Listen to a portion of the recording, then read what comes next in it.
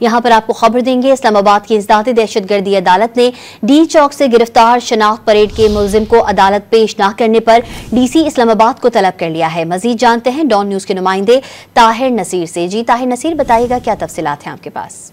जी रिबा, देखें, डी चौक से शनाख्त परेड पर भेजे जाने वाले मुलजमान को अदालत पेश न करने पर इस्लामाबाद की इंसदादी दहशतगर्दी अदालत के जज अब्दुल हसन जुल्करनैन ने सख्त बर्मी का इजहार किया। दौरान समाअत प्रोसिक्यूटर राजा नवीद और मुलजमान के वकला अदालत में पेश हुए।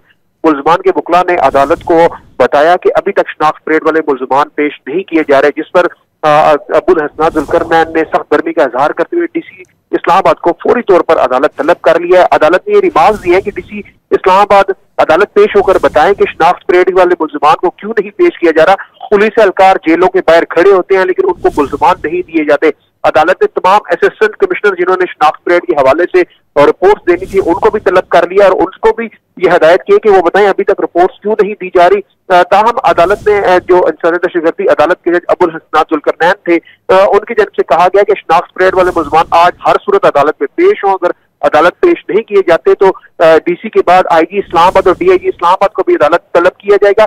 इस हवाले से मालूम ये हुआ है कि तकरीबन 200 से ज्यादा ऐसे मुलजमान हैं जिनको शनाख्त परेड के लिए भेजा गया है लेकिन अभी तक उनको अदालत पेश नहीं किया गया और डिप्टी कमिश्नर इस्लामाबाद को अगले आधे घंटे में अदालत तलब किया गया है। जी ताहिर नसीर अपडेट कर रहे थे, आपका बहुत शुक्रिया।